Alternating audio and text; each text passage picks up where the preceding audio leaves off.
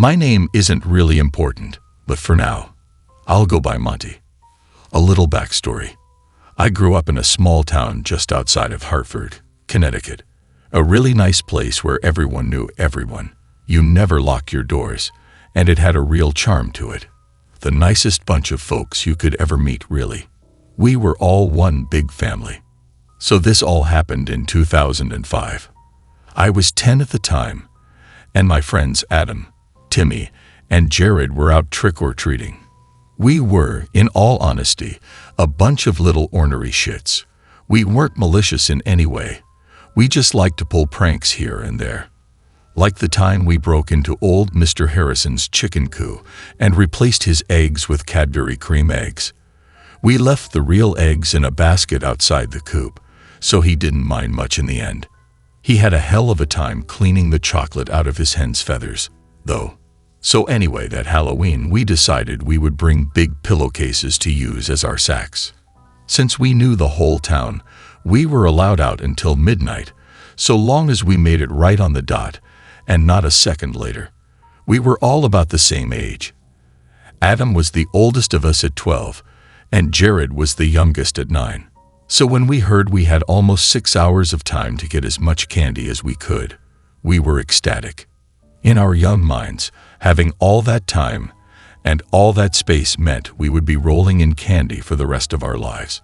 So we went out, all dressed up in homemade Avengers outfits, and got to work. It hit 11 way faster than we thought it would, and by that time, we were each lugging around about 20 pounds of candy each. We had a lot of old couples and not many kids. Most of the other children were in their mid or late teens and saw Halloween more as an excuse to get shit-faced and have kinky costumed sex at parties. Soon enough, it was 11:40, and I knew I had to get going soon. As I turned to tell everyone I was heading home, I saw the car. Now, if you had told me what a pedophile was when I was 10 and explained the concept thoroughly, the image I would come up with would be an old, balding man with missing teeth and a wiry frame driving around in a beat-up and rusty van. That wasn't at all what the man who introduced himself as Reggie Smith looked like. Handsome was one word you could use. He had a thick head of dark blonde hair, a slightly muscular frame, and a smile so white and perfect you could see it shining in the blackest of nights, and that's exactly what he did when he greeted us. "Hey there, kids," he called out. "It's getting pretty late. You should be heading home." Jared was the first one to speak up, waving his paper towel roll and cardboard congealer in a greeting. "Oh, hi there, mister. We're just heading home." Jared pointed to the sack he held in his other hand. "Look at all the candy we got." Reggie smiled that fucking smile of his and chuckled. "That sure is a lot. Say, you kids want some more?" "I think I got some." "Ah, here they are." After rummaging around for a bit, he pulled 4 king-size Snickers bars from what I can only assume was a black medical bag he had sitting in his front passenger seat.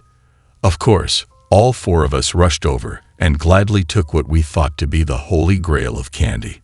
Soon, Reggie had introduced himself and explained that he had just moved a few blocks down the road. Somehow, I picked up that something seemed off about him, to say the least. The first red flag came when he invited us back to his place. "I've got a bunch of candy bars just sitting in a bag on my porch if you want to come get some real quick," he had said. Now that set me off because not 5 minutes earlier he had been saying how we should be getting home. Being incredibly uncomfortable, I saw it was nearly 11:50 and took that as my cue to leave. It's almost midnight, and I gotta get home. Sorry. Adam, Timmy, and Jared, Iron Man, the Hulk, and Thor all gave me a confused look. "Seriously," Adam said, moving his mask out of the way to be heard clearly. "It's free candy, dude. And really good candy, too." "Yeah," Timmy called out in agreement while pounding his Hulk fists together. "You can't seriously be passing this up." "Sorry guys, my parents will ground me for a month if I don't get home soon. I'll see you guys later." My friends all gave out a sigh of disappointment and climbed into Reggie's car. That's when Reggie spoke up. "Ah, leave him alone, kids. Besides, I only have room for 3 right now. That's when I remembered that creepy black doctor's bag in his passenger seat. I said my goodbyes and pushed the fuck out of there. Luckily, I made it home just in the nick of time, and my parents were only mildly annoyed. Soon after, my parents started checking my candy and asking me how my night was. That's when I told them about Mr. Smith. And that was when my parents' faces turned white as snow. And then my dad grabbed his car keys, and my mom started dialing the police. Soon, I knew everything about what was really going on, and I had to give the police a statement. Of course, knowing that I was nearly kidnapped and that my friends were gone, I was a complete wreck. Once the police got their information, they tried to console me and tell me it wasn't my fault in any way. And that was when I heard their radios go off. Car 3. Car 3, suspect inbound to your location on foot. He appears to be armed and dangerous. Do you copy? This is Car 3, which we copy. The officer looked me in the eyes and smiled. Don't worry, kid, we'll get this guy. He turned to his partner. Stevens, stay with the kid. I'm going to cut this son of a bitch off before he can get away. The other officer, Stevens, was an absolute saint. When all this was going down, he did his damnedest to keep me calm. She stayed with us that night for security, and for that, I'm eternally grateful. The next morning, my dad came home exhausted and peeled off his dirty size 12 before crashing in his favorite chair. He and the other men of the neighborhood went out looking for Mr. Smith. They cornered him in one of the old abandoned manor houses, and he wound up shooting himself to avoid capture. That's the only consolation I get, knowing that if there's a hell, that fucker is rotting there. Now you're probably wondering what happened to Adam, Timmy, and Jared. Well, I'm pretty sure you could guess already, but yeah. They're all dead. Jared survived Mr. Smith, but 3 years later he put a 12-gauge slug through the roof of his mouth. The things he told me about that night, what he, Adam, and Timmy went through, will haunt me till the day I die. A couple of you more morbid fucks out there probably want some of the details out of some dark curiosity. Well, I may as well tell you the worst thing Jared told me they went through before that fucking monster cut Adam and Timmy up like animals. Once he was done using them, he took out his little black bag and started experimenting. Did you know that the human heart can beat for a solid 3 or 5 minutes after being removed from the body? Not like you would see in the movies, but do atrial and ventricular fibrillations continue for quite a bit after removal? Oh, you didn't. Of course you didn't. And neither did Adam. But he found out 30 minutes after meeting Mr. Smith. I bet you also didn't know that the lungs cannot function if they are exposed to open air. Or maybe you did, but Timmy sure as fuck didn't. And he definitely didn't deserve to go out like that. I'm 23 now, and after years of therapy and support, I have a beautiful wife and a child on the way. Once my little Theresa's born, I'm not going to let her out of my sight for a second, let alone let her go trick-or-treating. I refuse to let anything remotely like that happen to my little girl, so I'll just buy her a big bag of candy every year to keep her happy. There is one thing that continues to bother me, though. Before he killed himself, Jared said Mr. Smith didn't have a gun on him. I never had one, in fact. He did have several scalpels and medical instruments, but no firearm of any kind. The autopsy report showed Mr. Smith died after receiving a single 45 rounds to the side of the head, from where he shot himself, it seems. What that doesn't explain is why Mr. Smith's autopsy also turned up several ruptured organs and fractures consistent with what would happen if a size 12 combat boot were to have repeatedly stomped his chest, neck, and pelvis, and why nobody outside of our little town knows about what happened that Halloween night. I guess some questions are better left unanswered. Christmas has always been a hard time for me. Childhood memories of bickering relatives, drunken tirades, and hostile dinner conversations made me wince at the mere mention of the holiday. In the Christmas of 1989, I broke my collarbone on my new toboggan. In the Christmas of 1997, my brother drove the family car into a lamppost. And at Christmas 2000, my grandmother set the kitchen ablaze while attempting to cook a turkey. But it wasn't until Christmas 2008 that a real tragedy occurred. Jennifer and I met in the fall of 2002, engaged in the winter of 2004, and married in the summer of 2006. She gave birth to our son Noah in the spring of 2008. This was our first Christmas together as a family. It was a beautiful new model home in a quiet neighborhood in a peaceful little town. It was just a few days before Christmas when he broke in. I was staying late at the office before locking up for the holidays. He didn't take anything. He didn't move a single thing out of place. He just walked upstairs and went after her. The police called it the most senseless and animalistic act they had ever seen. And somehow, with her blood painting the walls, they still never managed to find the monster who did it. And I would never know why it happened. This year was going to be a new start for us. Despite the Scrooge-like demeanor I developed every year at this time, Noah loved Christmas. At almost 8 years old, he didn't have much to say.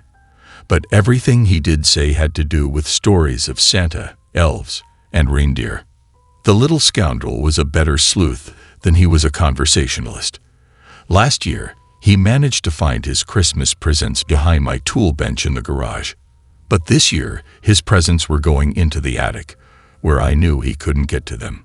The mid-century home we purchased after Jennifer's passing had much older, antiquated attic stairs than our old home did. I had just finished packing the Christmas presents when, in that dusty old attic, I realized it was time for his school bus to drop him off. As I pushed the heavy attic staircase up, I had a smirk of satisfaction. That child was not making his way up those steps. It was December 11th. Christmas Day was still 2 weeks away. My parents weren't arriving until the 18th. The holiday shopping was done. And school was now out until January. So Noah and I were going to have a few days of holiday bonding all to ourselves. This might have been the first Christmas in many years that I would truly get to enjoy. 5 nights ago, Noah stayed up a little later watching holiday specials on television. He went to sleep around 8:30, and I went to bed shortly thereafter. It wasn't until 11 o'clock when I first heard those light footsteps scattering across the hall. I suddenly became alert as the footsteps stopped at my door. I sat up as the door slowly began to creak open. It was Noah. I was put at ease at the sight of him, but I was a little alarmed that he was up this late. He never stayed up past 9 o'clock, let alone wandered over to my room at this time. "Noah, what are you doing out of bed this late?" "Dad, do you believe in Santa Claus?" "What? Do you?" I was taken a little off guard by the question, but I decided to put his mind at ease. "Yes, of course, I believe in Santa Claus." "Why do you ask?" "Okay, that's good, because he needs to know that we believe in him." "I know, no. Now go back to bed." He smiled before closing the door. I heard his footsteps scattering back down the hall to his bedroom as I quickly drifted off to sleep. 4 nights ago, Noah and I were making Christmas cards for the relatives who would be arriving in the following days. We had construction paper, glitter, scissors, and glue. It was quite a messy scene, but I thought he deserved to have a little fun on his first day of vacation. After finishing up the cards, I began to gather them all up and look them over with Noah. "There's one for Grandpa and Grandma, and one for Uncle John, and..." I paused at the sight of a card addressed to no one in the family. "Who is this card for, Noah?" "It's for Santa Claus. He would be really happy if we made him a card too." I smirked at Noah's thoughtfulness and added it to the pile. Later that night, I was awoken by a crashing noise. Suddenly, I heard the footsteps sputtering towards my room again with more urgency. "Noah, this is the second night in a row. You still believe in Santa, right?" "Yes, I already told you that yesterday." "Okay, I don't think Santa knows that. But thanks." "Noah, what was that crashing noise I just heard?" Noah shrugged his shoulders in ignorance and scurried back to his bedroom. I was too tired to argue with him. I was probably just imagining it. I drifted back to sleep. 3 nights ago, I was sitting in front of the television watching a football game while Noah was drawing with his crayons beside me. During breaks, I became increasingly curious as to what he was drawing. When he left the room, I picked it up and realized it wasn't a drawing. It was a list. "Hey, Noah, is this your list for Santa Claus?" "Yeah, Santa told me I had to write him one." "Do you think you can mail it to him in time?" "No, I can just leave it here. And he knows what I want because he's magic." I nodded at his flawless logic and handed it back to him. Later that night, I heard the scurrying of footsteps across the hall again. I was growing impatient with Noah's sleep cycle, but I was still awake reading at this time anyway. But he didn't come into my room that night. He just stood in front of the door for a moment and ran back to his room. 2 nights ago, I decided to sit down with Noah and ask him about his late-night wandering. He suddenly became nervous when asked, but he finally said that he was waiting for Santa to come with his sleigh and reindeer. I couldn't help but smile at this. "Santa won't be coming until Christmas though, Noah. We've got a few more days to wait." He seemingly brushed my statement off and made an odd request. "Can we leave him some milk and cookies for when he gets hungry?" I wasn't going to argue with him. I'd just make him a deal. "All right, but if we do, you have to promise to stay in bed after bedtime, okay?" He nodded excitedly, but he didn't seem as happy about Santa's arrival as he did a few days ago. I guessed that he was getting burned out from waiting so long. Later that night, the scurrying of footsteps began again. At first, they were feints, but then they headed straight to my room. I was more than a little upset at this point as my door opened. "Noah, I thought I told you to stay in bed." "He came and ate them, Dad." "What?" "The milk and cookies Santa came." I marched downstairs and had to admit that I was surprised to see the milk and cookies gone. But this wasn't a difficult trick to pull off either. I was done with this game. "Noah, Santa isn't coming until next week, and if you keep making up stories and getting out of bed, he's not coming at all. Do you understand?" Noah's face turned to tears as he ran back up to his room and shut the door. I didn't want to be so mean, but there was only so much foolishness I could take at this time. Last night, things got very weird. Noah did not speak to me for most of the day. I finally apologized and told him just to stop making up stories. He seemed to be focusing elsewhere, though. I didn't like the disrespectful attitude he was developing. "Would you like to tell the truth about who ate the milk and cookies last night?" He just pouted at me with an angry look. He ran back to his room and came back with a folded piece of construction paper. I thought this was his apology. That was until he spoke. "This is a card from Santa. He told me to give this to you." I finally lost it. I took the card and crumpled it up without even bothering to read it. I threw it into the trash bin right in front of Noah. "Noah, I don't know what's gotten into you, but Christmas is going to be canceled if you don't stop with these stupid little games. What do you want from me?" "I want my mom and dad to be back together." He once again rushed off to his room in tears. I felt guilty for managing to make him cry twice in 2 days. We never really talked about his mother. He had every right to be upset now that he was older and was beginning to understand her absence. I let him cool down for a while. I decided to let him sleep in my room, both to comfort him and to keep an eye on him. It wasn't until 11 o'clock last night that he once again woke up. "Dad, it's time." I was angry at being awoken at this hour again, but I decided to be patient with Noah. "Time for what, Noah?"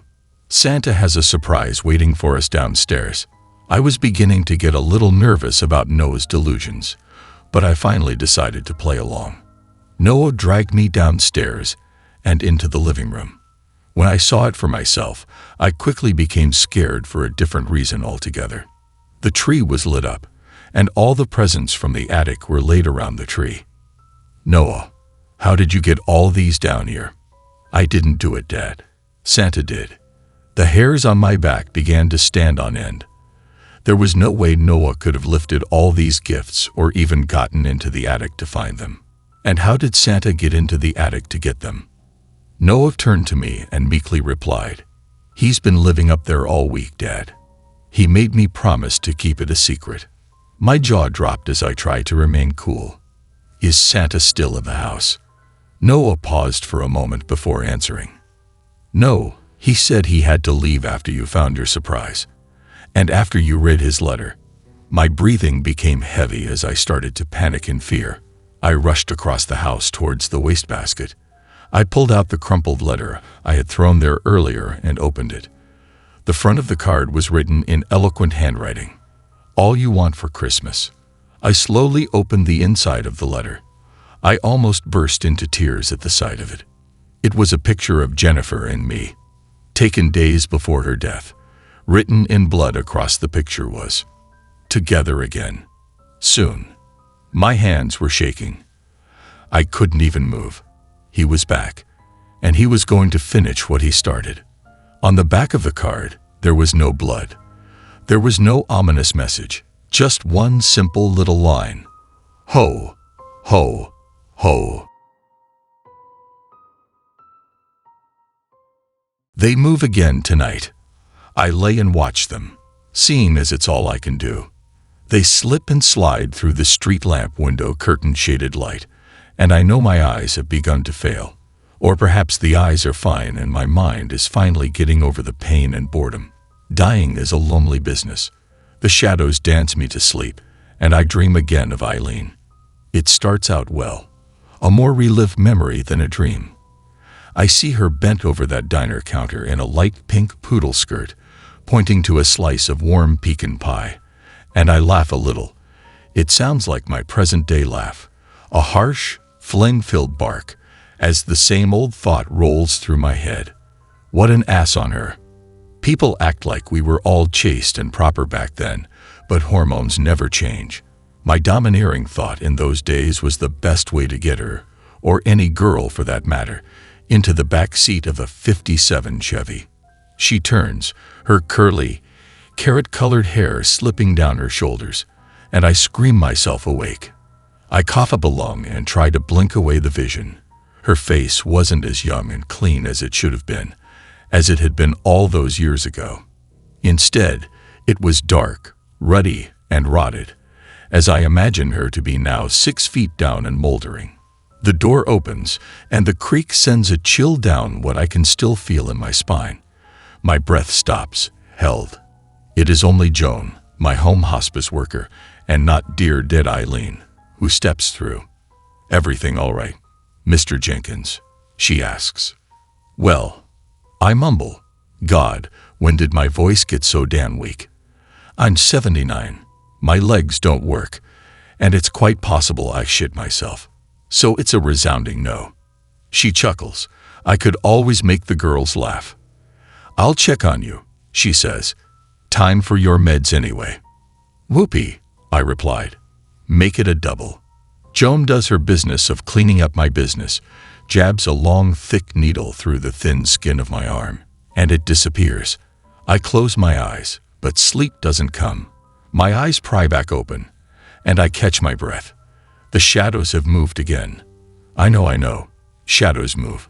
I'm old, not crazy. At least not yet. The darkness pools into the center of the ceiling. There is no light to cast it that way. They stretch and form into a humanoid shape, tall and amorphous, like a thin man in a shroud. Like death, I realize. I wonder if this is it. If so, break out the scythe. I'm too old to fear the reapers anymore. No scythe comes. Instead, the figure cocks its head to the side, like a confused child, then swirls into a ball again. I watched, confused as a child myself, as the shadows split. I realize a scene is taking form in silhouette. A flat, straight line of shadow runs across the ceiling. Other shadows rise from it, forming little more than stick figures, but people are just the same. More and more lines move out, and I smile. I know what I am seeing now and what the shadows form, even if it is just a drug or dying-induced hallucination. There was the ringmaster, top hat and all. He gestured to the right, to a lion in caricature, a man with a whip made of darkness dancing before it. There was the trapeze, a stick man, or woman, I suppose. Don't ask me the sex of shadows. Flying through the air with the greatest of ease, cannons and clowns, little stick shadow monkeys, and laughter like I hadn't heard in ages. The racking coughs come to remind me that all things, even laughter, require payment. The circus packed up as I wheezed, the cloak back, cocking its head again at a different angle, almost one of concern. The coughing wouldn't stop, the ache in my guts growing steadily worse from the strain as Joan threw open the door, the light from the doorway causing the shadows to dart to the corner of the room. We never used the room light unless absolutely necessary. It hurt my eyes. She pulled me up into a sitting position, and the coughing finally subsided. "Thank you," I wheezed as she eased me back down onto the bed. "That's why I'm here," she said. "Now you try and rest." I barely heard her.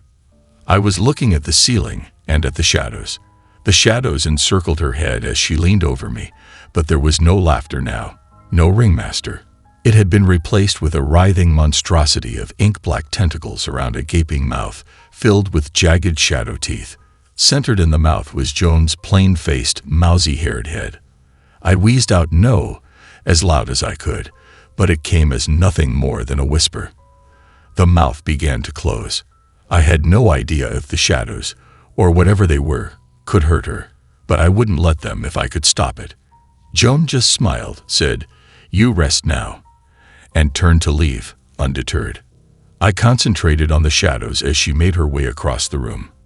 They seemed to draw back from her presence, as if in fear. The monster turned to a cowering boy, its arm extended, pointing as if in accusation. "I don't understand," I whispered. The ball of shadow roiled, a move that made me think of frustration, and did so until sleep finally took me. I lay waiting for the day to pass, same as all days now, filled with hot broth and bad TV, but this day also held anticipation. I didn't know if I would see the shadows again, but I hoped, even if they were just the symptoms of an old dying mind. Finally, the sunlight crept its way out of the window. The only muted light left was that of the street lamp outside. I sighed and closed my eyes, waiting for something I was sure would never come.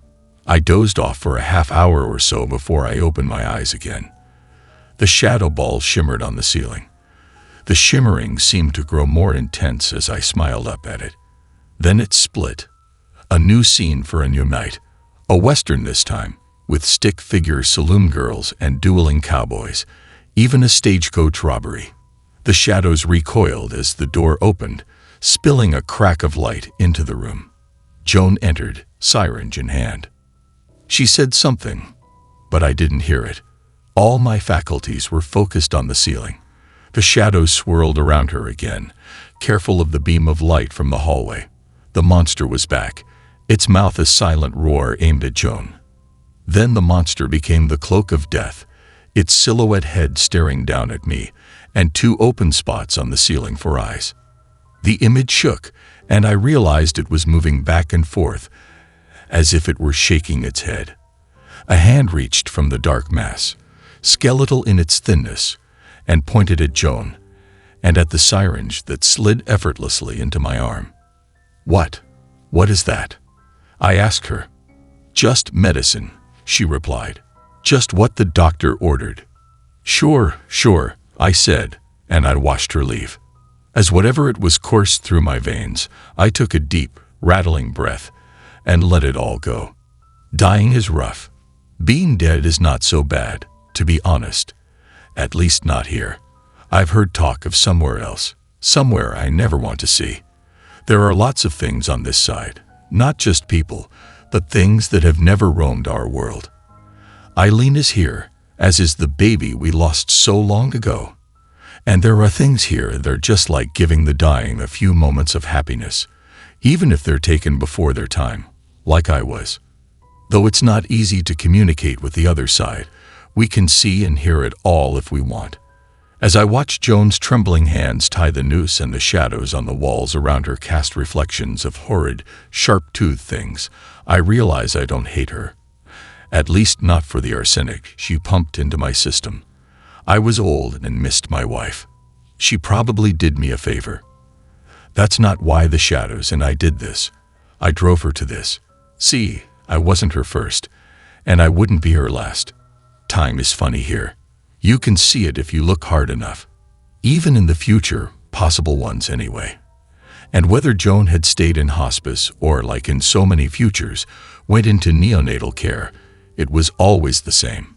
See, I wasn't her first, but I'll make damn sure I'm her last. I sigh, stretch, and push myself away from my laptop. I let the chair spin before lazily dragging my foot to stop it. I had been working on a new story, one about Christmas and the horrors it includes. It was pretty cheesy, and all the ideas felt recycled. Psycho elves, murderous Santas, hungry reindeer, you know the drill. I want to give up, but I have abandoned enough projects. My cat, Sam, rubs against my legs and purrs. I pick him up, and he lays on my lap for a minute. Sometimes, I don't mind this life. I stay by myself, and nobody bothers me. It's moments like this that make me feel guilty for wanting more. I know I've got nothing going on. If I died right now in my chair, nobody would notice. I look at the time and realize it's past midnight already. I pull myself out of my chair and flop face first on my bed. I rearrange my covers and close my eyes. Right as I drift off, I swear I hear tiny footsteps, a giggle, and the ring of a bell. My eyes snap open. I prop myself up on my elbows and check my clock. It's only 2 a.m. I look out the window and see snow. It's Christmas Day. I can't believe I forgot. The snow is falling so perfectly. It almost feels like my story. I hear that damn bell again, and I turn towards my door. I cautiously walk out of my room and turn my hallway light on. I quietly make my way downstairs and turn on all the lights in my house. Nobody's here. I notice a present under my tree. It's a medium-sized box, wrapped in dark red paper. I don't remember putting it there. I kneel down as I approach the box. I carefully tear off the paper. The box is red too. I open the box and immediately vomit. My cat is in it. His formerly gray and black striped body is now red. An eyeball has fallen out of its socket. His entrails have been used to tie his paws together. Mutilated beyond recognition, the only way I know it's him is because of his dark blue collar sitting on top of his matted fur. I vomit again and start crying. I pick up his collar. His name has been crossed out. I run back up to my room and slam the door. On my wall, Merry Christmas has been written in what looks like blood. I run to my computer to check for internet connectivity. My phone was left downstairs, so that is out of the question. My computer turns on, and there, displayed on the screen, is my story. I read through it, and it started sounding familiar. The main character's pet gets brutally slaughtered, and then the main character must fight for her life against Christmas gone wrong. I know what will happen next, and I'm terrified. Every cliché in the book is about to come alive. Everything that I laugh at in my stories is about to kill me. I do a quick check of my closet and under my bed before plopping myself down in front of the door. I start crying again, but shut up when I hear something prancing on the rooftop. And right on cue, out jumps good old Santa Claus. The reindeer are here. I scramble to my feet and start barricading my door. I hear slow, heavy steps coming up my stairs. I open my window and throw my fire ladder out. I run to my backpack, empty it out, and put my laptop in it. I need to keep track of my enemies. Suddenly, I'm determined to survive. I pull my tangled hair into a ponytail, slip on shoes, and put on my jacket. Something starts pounding on my door. I swing my leg over the windowsill and start climbing down. My door splinters open, and 2 elves riding a reindeer burst through. I considered jumping, but I'm on the 2nd floor. I climb faster, but only get about halfway down before I see an elf peek out the window. He looks like something you would see in a Christmas movie. He has pink and rosy cheeks and shiny black hair. He smiles cruelly and pulls out a knife to cut my rope. He smiles and waves as I fall. At first, I couldn't breathe. I desperately gasped before finally getting a short breath. Something cold lands on my face. I feel around me. I landed on snow. It's snowing. The wind picks up. It's like it started just for me. I start laughing. My hysterical laughter rings through the yard. I wave my arms around me, making this strange snow angel. I stand back up, brushing off my clothes, and bump my backpack. My laptop. I landed right on top of it. I can't believe I forgot about it. I shrug my bag off and unzip it. My computer is in 2 pieces. I don't know what to do next. I can't remember what happens next. How will I survive? No, I say to myself. I will not be beaten by a children's legend and furries. I decide to go in through the back door, mainly because my fence is too tall to climb. I must have left it unlocked last night, because it swings open with ease. I don't trust this, but I'm out of choices and time. A horrifying scene greets me upon entry. The walls are streaked with blood. It looks fresh. The stove has a big pot boiling on it. I take a knife from the block and slowly approach it. I turn off the gas and peek inside. In it, there's a bright red Santa hat. Why would he boil his own hat? Nothing they do makes sense. This isn't how the story goes. I broke the only copy of the story, so it should stop. Right? What if, since they aren't bound to the story, they are free? If they are free, only one thing will distinguish my character from mine. My character will have survived. I grip the knife tighter and continue through the kitchen. I make my way through the living room and back to the Christmas tree. The present is gone, but the memory and bloodstains are not. I hear bells again. I whip around violently and face the chimney. I hear someone softly chanting, "Ho, ho, ho," over and over. I want to scream and cover my ears. Do anything to stop it. It's not jolly or happy, just a monotonous mantra. I want to light a fire under his ass, but the logs have been removed. Instead, I run back upstairs, knowing they're all watching me and chasing me. I'm not just paranoid. I can hear them whispering and laughing at me, following me. I slide under my bed. My elbow hits something, and I feel a sharp, stabbing pain. I pull the mystery object out of my arm and inspect it. It's a piece of wood. It's painted midnight blue with silver and gold stars. It's a part of my door.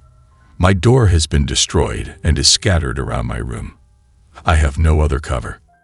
Heavy, deliberate footsteps ascend my staircase, followed by light, quick ones.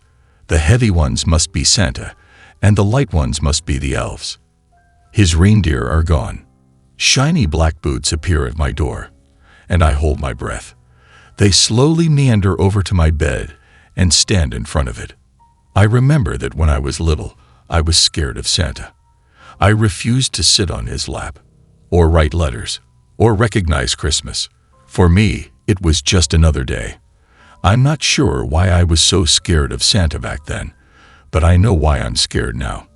In all honesty, I feel I have the right to be petrified of Santa if I survive this. Who am I kidding? There's no way I stand a chance. There are no superheroes to save me. There was no mom to sit with me so she could just get one goddamn picture.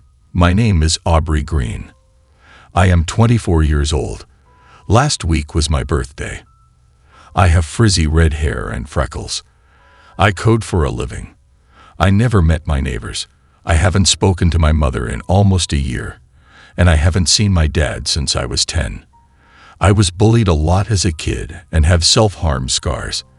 I'm still wearing my pajamas, a pink and black tank top, black shorts, and pink knee-high socks that look like cats. I hear sirens. In a few hours, my mother will receive a call. She'll fall to her knees and cry, but she'll be okay in time.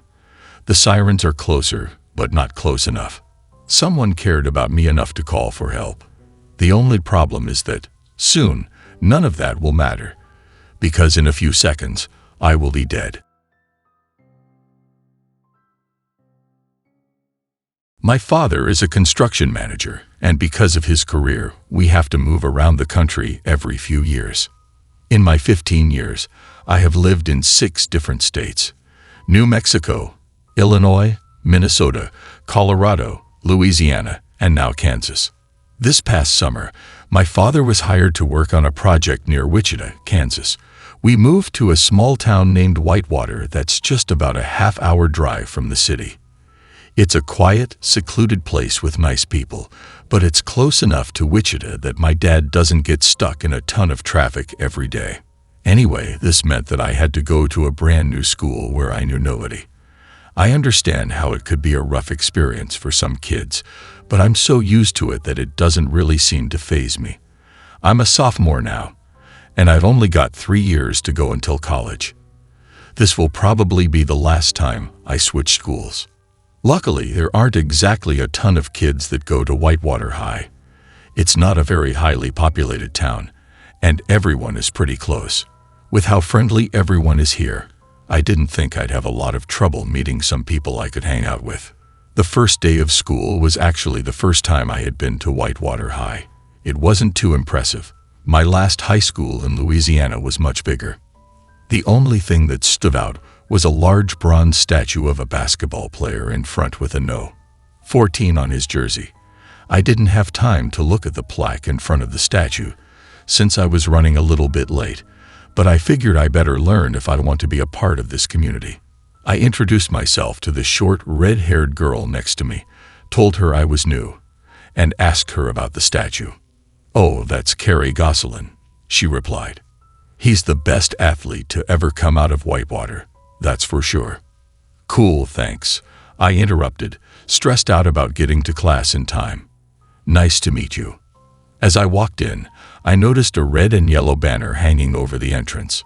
"Welcome to Whitewater High, home of the Comets, 2001 state basketball champions." Wow, this town won a state championship. Hardly anyone lives here. That Kerry guy must have been amazing, I wondered. On the wall next to the office was a huge picture of the 2001 team. I noticed Kerry in his No. 14 jersey right away. A gumpy-looking kid, pale as could be and with some visibly crooked teeth, but quite a bit taller than most of the other players. After putting my backpack in my locker and grabbing some books for math, my first class, I realized I had more than enough time until class started. The clock in my mom's car must have been running fast. I decided to check out the school a little bit, and I ended up in the gym. A couple of men who seemed to be in their mid-30s were shooting basketballs. One of them ran over to grab a drink, and to my amazement, it was Kerry. He looked exactly the same as he did in the picture, and even the statue, albeit a little older. Whoever was hired to make that statue must have been pretty damn good, I thought. He was extremely tall. I realized that I only came up to his shoulder, and I'm not short by any means. "What's up?" He said it with that same crooked-toothed smile. "Hey, are you Kerry?" I asked hastily. "Yeah," he chuckled. "You must be new around here." Duh, of course he was Kerry. How stupid could I be? "I just moved here from Louisiana. This is my first day," I answered. "Are you the gym teacher?" "Nah, I'm not the gym teacher. We just like to come back and shoot around every once in a while." "What's your name?" "I'm Connor. Nice to meet you." "Nice to meet you too, Connor," he replied. "Hey, since you're new, I guess you haven't heard about this gym being haunted." I laughed. "No, trust me, it sounds crazy, but I'm telling the truth," he said. "I've got stories I could tell you, but I'll just wait for you to find out on your own." With the time approaching 7:15, I had to get to class. We said our goodbyes, and I headed off to math. Haunted, I thought. That seems pretty cool. Once I get some friends, we'll have to explore it before or after school someday. I had heard my share about voodoo when I lived in Louisiana, but I never saw anything that suggested any of it was true. Maybe this place will live up to the hype. Carrie seemed like he was being pretty honest. I sat down just before the bell rang. My teacher was an older man named Mr. Thomas. He had long, silvery gray hair, a mustache, and glasses. He kind of resembled Albert Einstein, in a way. "Okay, class, before we get started, I see we've got a new student," was the first thing he said. I guess literally everyone in this town knows each other. After introducing myself, he asked what I thought of the school and the town so far. "I've only been here a couple of weeks, but everyone here seems really down to earth," I said as he smiled and nodded. "I also just found out that the gym is haunted, so that's pretty cool." Some of the kids in the class snickered. Shoot, Carrie was playing a trick on me. I should have known. "Haunted? Who told you that?" asked Mr. Thomas. "Carrie Gosselin," I answered. "He's in the gym with a couple of other guys from that championship team." Suddenly, everyone's snickering went silent. Their smiles all became glares. "That's not the way you want to start off here, Connor," said Mr. Thomas. "Not funny." "What do you mean?" I asked anxiously. "I just saw him in the gym right now. Same guy as the statue.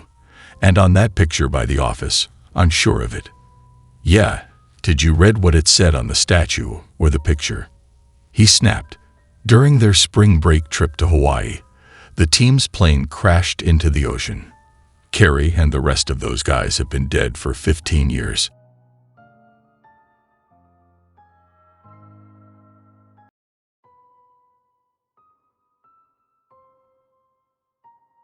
It was in early November of 1997 that a series of very strange sessions led a child psychologist in Maine to contact the authorities. It began when a patient of his began to tell him about one of their friends. This friend was imaginary as far as both the psychiatrist and the boy's parents were concerned. He called his friend Mr. Smile and would talk about him at great length during some sessions. The boy called him Mr. Smile, both because he would always be smiling and because when he was around, the boy said everything felt happy. He said that there was a feeling of everything being okay. The boy in question was being treated for serious issues to do with anger and depression, but when Mr. Smile was around, he said that all the anger and the sadness seemed to just disappear. He said that Mr. Smile wouldn't speak, but rather just stand there, at the foot of his bed. He smelled like candy floss, and just by being there, he made the boy feel calm and safe. The psychiatrist assumed this imaginary friend was some sort of coping mechanism the boy had developed to deal with the problems at home that had led to his violent temper, and thought nothing much of it. Until another patient, a girl of about 9 years old, also began talking about her imaginary friend Mr. Smile, and then a boy of 7, and then a boy of 12, and then a girl of 11. All in all, close to 15 separate patients all began to talk to him about Mr. Smile. The first few he put down to coincidence. After all, many children have imaginary friends, and the name and description of Mr. Smile were just generic enough that it didn't concern him too much at first. But as more and more of his patients told him about Mr. Smile, he began to grow concerned. He asked for more details. Every single one of them described him the same way, using the exact same words. Now there was no way that all of these children could be in contact with each other. 5 of them, for instance, were currently being homeschooled, and according to their parents, when he spoke to them, they never really even left the house, except when it was to accompany them on shopping trips and the like. There was no way that every single one of these kids could have rehearsed or prepared their statements together, which led him to a deeply disturbing conclusion. He spoke privately with each of the children's parents, one at a time. He avoided disclosing too much information, but told them that something troubling had cropped up in multiple sessions with various patients, and that he believed that there was a chance their child was at risk. He asked for their permission to discuss matters with the authorities, and the parents gave their consent, provided they were kept in the loop as to what was going on. And so, over the course of the next week, the police came and talked to the children about their friend. They asked for details about his appearance, which they couldn't seem to describe apart from the smile, and that he was not like them, how he got into their house, and anything he said or did while he was there. Because by this point, the psychiatrist, the parents, and the police were all convinced that Mr. Smile was quite real and quite dangerous. The authorities had checked to make sure there were no known predators living in the area, which they had confirmed was not the case. But it was quite clear that whoever this Mr. Smile was, he was a real person who had been sneaking into the homes of these children at night. None of the children claimed to know how he got in. They said they would just wake up, and he'd be there at the foot of their bed. Sometimes, they said he would be singing something, but not in English. It sounded like a lullaby. They said it made them feel safe. Finally, the children were asked to draw Mr. Smile, as they couldn't put into words how he looked. Each and every one of the children picked up a red crayon and proceeded to color in the entire page until it was just a rectangle of red. When asked about this, they insisted that they had drawn Mr. Smile. When asked where his head, arms, and legs were, they would insist that they had drawn those.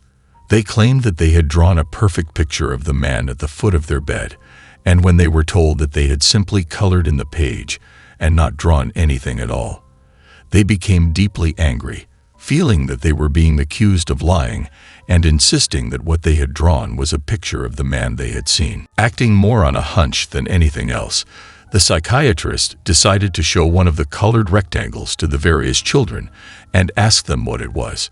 Each and every one of them, with no knowledge of what the picture was supposed to be or who had drawn it, and with no knowledge that the other children that had been spoken to about this subject even existed, replied that it was a picture of Mr. Smile.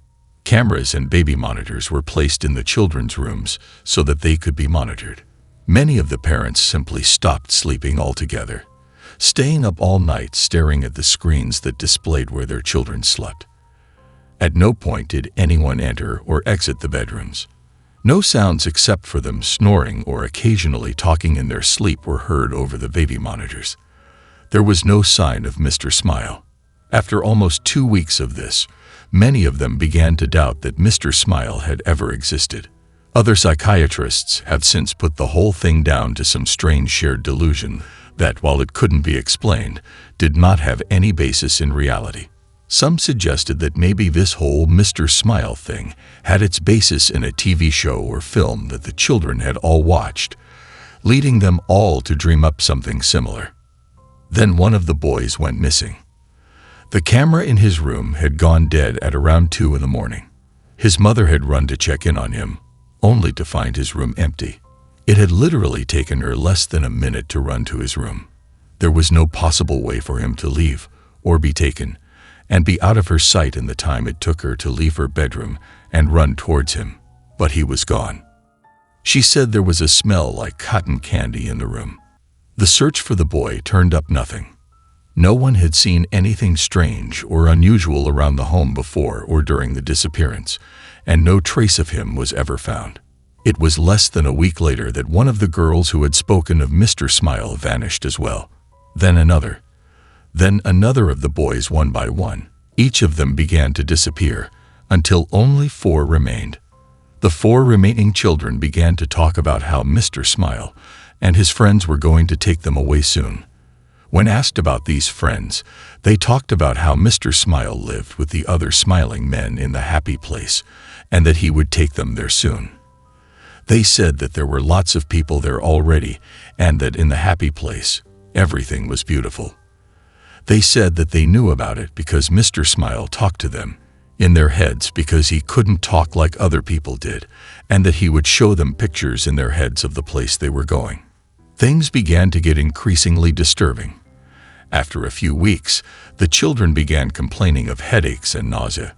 Their schools reported that they had begun to suffer hallucinations, and 2 of them started complaining that they didn't like the place that Mr. Smile was showing them anymore. One began screaming for half an hour, acting as if they were having a fit and screaming for the colors to stop. That the colors were horrible, and that they needed them to go away. One of the children claimed that Mr. Smile was talking to them in their heads all the time now and was telling them things. Terrible things. But they couldn't talk about it. They mustn't, because then their parents would know about the terrible things too. The psychiatrist asked them to write down what Mr. Smile was saying, promising that he would show it to no one, managing to gain the trust of one of the boys enough that he agreed. The contents of the book are known only to him and the authorities, but whenever anyone involved has been asked about it, they just get really quiet and quickly find an excuse to change the subject.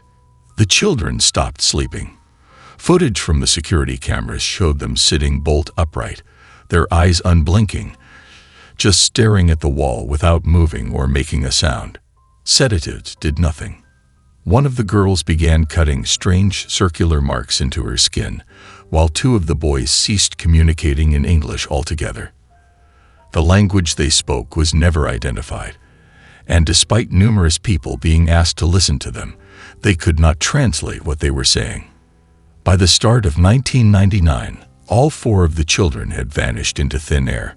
There was no trace of who took them. Searches have turned up nothing to this day, with no indication of where they are or if they're even dead or alive. No suspects have ever been found either.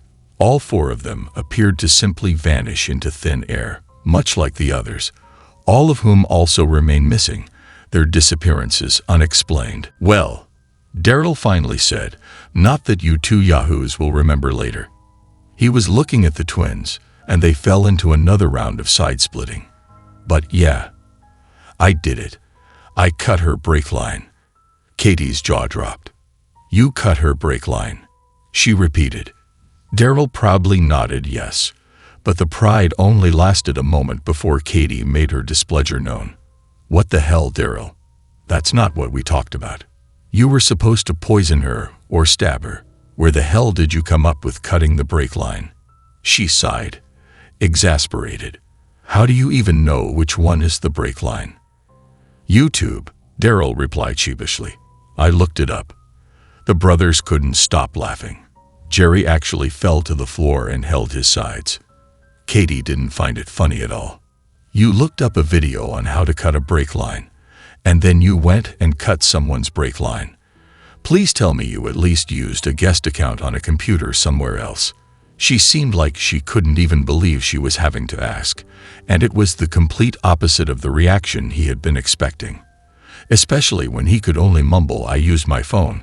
Katie jumped across to the couch and slapped him in the face, drawing blood with her nails. "You fucking idiot," she yelled in his face. "You've screwed us all." Tim joined his brother, rolling on the floor, as neither seemed to grasp why Katie was so upset. "What are we supposed to do when you get arrested?" Daryl was genuinely shocked.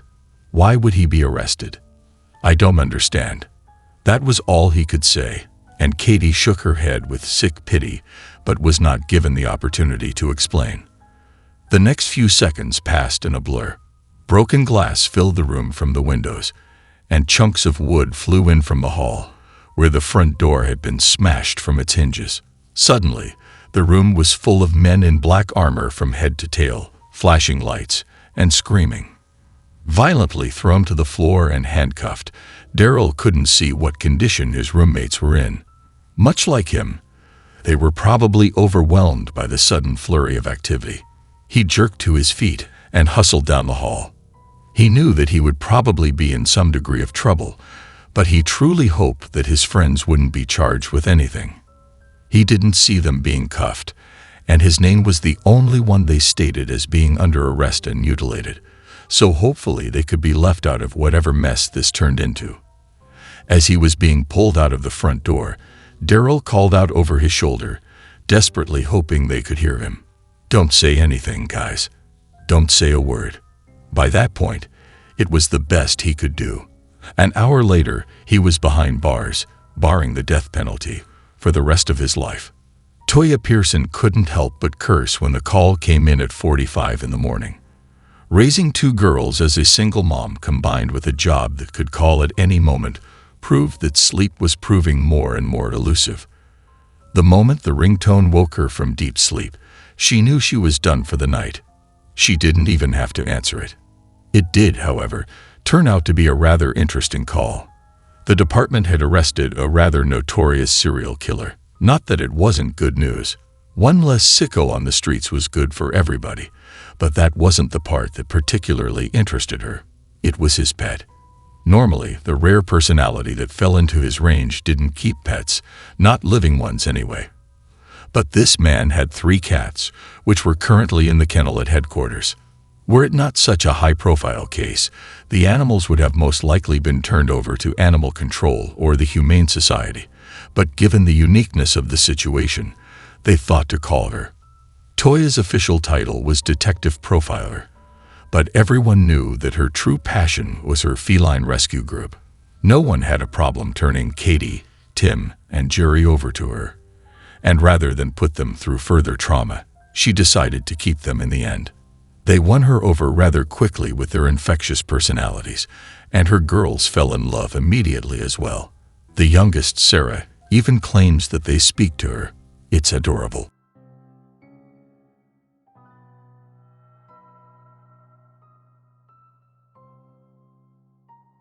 It was in early November of 1997 that a series of very strange sessions led a child psychologist in Maine to contact the authorities. It began when a patient of his began to tell him about one of their friends. This friend was imaginary as far as both the psychiatrist and the boy's parents were concerned. He called his friend Mr. Smile and would talk about him at great length during some sessions. The boy called him Mr. Smile, both because he would always be smiling and because when he was around, the boy said everything felt happy. He said that there was a feeling of everything being okay.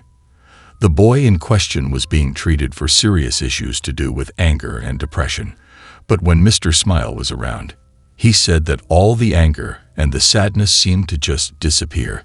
He said that Mr. Smile wouldn't speak, but rather just stand there at the foot of his bed.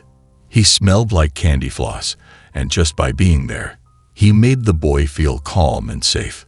The psychiatrist assumed this imaginary friend was some sort of coping mechanism the boy had developed to deal with the problems at home that had led to his violent temper, and thought nothing much of it. Until another patient, a girl of about 9 years old, also began talking about her imaginary friend Mr. Smile, and then a boy of 7, and then a boy of 12, and then a girl of 11. All in all, close to 15 separate patients all began to talk to him about Mr. Smile. The first few he put down to coincidence.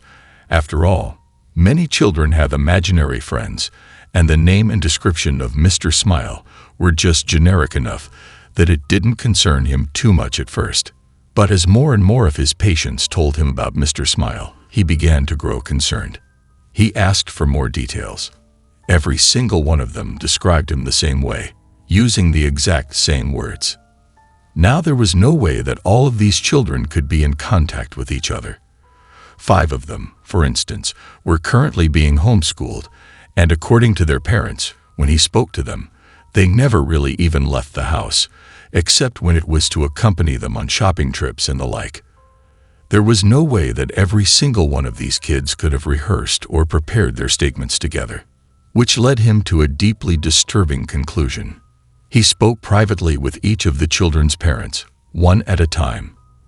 He avoided disclosing too much information, but told them that something troubling had cropped up in multiple sessions with various patients, and that he believed that there was a chance their child was at risk.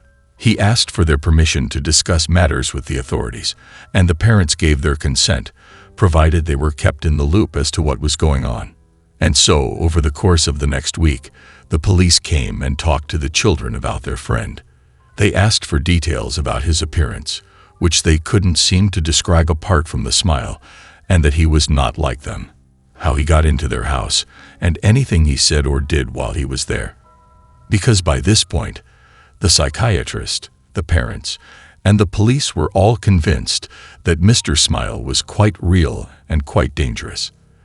The authorities had checked to make sure there were no known predators living in the area, which they had confirmed was not the case. But it was quite clear that whoever this Mr. Smile was, he was a real person who had been sneaking into the homes of these children at night. None of the children claimed to know how he got in. They said they would just wake up, and he'd be there at the foot of their bed. Sometimes, They said he would be singing something, but not in English. It sounded like a lullaby. They said it made them feel safe. Finally, the children were asked to draw Mr. Smile, as they couldn't put into words how he looked. Each and every one of the children picked up a red crayon and proceeded to color in the entire page until it was just a rectangle of red. When asked about this, they insisted that they had drawn Mr. Smile. When asked where his head, arms, and legs were, they would insist that they had drawn those. They claimed that they had drawn a perfect picture of the man at the foot of their bed, and when they were told that they had simply colored in the page and not drawn anything at all, they became deeply angry, feeling that they were being accused of lying and insisting that what they had drawn was a picture of the man they had seen. Acting more on a hunch than anything else, the psychiatrist decided to show one of the colored rectangles to the various children and ask them what it was. Each and every one of them, with no knowledge of what the picture was supposed to be or who had drawn it, and with no knowledge that the other children that had been spoken to about this subject even existed, replied that it was a picture of Mr. Smile. Cameras and baby monitors were placed in the children's rooms so that they could be monitored. Many of the parents simply stopped sleeping altogether, staying up all night staring at the screens that displayed where their children slept. At no point did anyone enter or exit the bedrooms. No sounds except for them snoring or occasionally talking in their sleep were heard over the baby monitors. There was no sign of Mr. Smile. After almost 2 weeks of this, many of them began to doubt that Mr. Smile had ever existed. Other psychiatrists have since put the whole thing down to some strange shared delusion that, while it couldn't be explained, did not have any basis in reality. Some suggested that maybe this whole Mr. Smile thing had its basis in a TV show or film that the children had all watched, leading them all to dream up something similar. Then one of the boys went missing. The camera in his room had gone dead at around 2 in the morning. His mother had run to check in on him, only to find his room empty. It had literally taken her less than a minute to run to his room. There was no possible way for him to leave or be taken and be out of her sight in the time it took her to leave her bedroom and run towards him, but he was gone. She said there was a smell like cotton candy in the room. The search for the boy turned up nothing. No one had seen anything strange or unusual around the home before or during the disappearance, and no trace of him was ever found. It was less than a week later that one of the girls who had spoken of Mr. Smile vanished as well. Then another of the boys, one by one. Each of them began to disappear, until only 4 remained. The 4 remaining children began to talk about how Mr. Smile and his friends were going to take them away soon. When asked about these friends, they talked about how Mr. Smile lived with the other smiling men in the happy place, and that he would take them there soon. They said that there were lots of people there already, and that in the happy place, everything was beautiful. They said that they knew about it because Mr. Smile talked to them, in their heads because he couldn't talk like other people did, and that he would show them pictures in their heads of the place they were going. Things began to get increasingly disturbing. After a few weeks, the children began complaining of headaches and nausea. Their schools reported that they had begun to suffer hallucinations, and 2 of them started complaining that they didn't like the place that Mr. Smile was showing them anymore. One began screaming for half an hour, acting as if they were having a fit and screaming for the colors to stop. That the colors were horrible, and that they needed them to go away. One of the children claimed that Mr. Smile was talking to them in their heads all the time now and was telling them things, terrible things, but they couldn't talk about it. They mustn't, because then their parents would know about the terrible things too. The psychiatrist asked them to write down what Mr. Smile was saying, promising that he would show it to no one, managing to gain the trust of one of the boys enough that he agreed. The contents of the book are known only to him and the authorities, but whenever anyone involved has been asked about it, they just get really quiet and quickly find an excuse to change the subject. The children stopped sleeping. Footage from the security cameras showed them sitting bolt upright, their eyes unblinking, just staring at the wall without moving or making a sound. Sedatives did nothing. One of the girls began cutting strange circular marks into her skin, while two of the boys ceased communicating in English altogether. The language they spoke was never identified, and despite numerous people being asked to listen to them, they could not translate what they were saying. By the start of 1999, all four of the children had vanished into thin air. There was no trace of who took them. Searches have turned up nothing to this day, with no indication of where they are or if they're even dead or alive. No suspects have ever been found either. All four of them appeared to simply vanish into thin air, much like the others, all of whom also remain missing, their disappearances unexplained.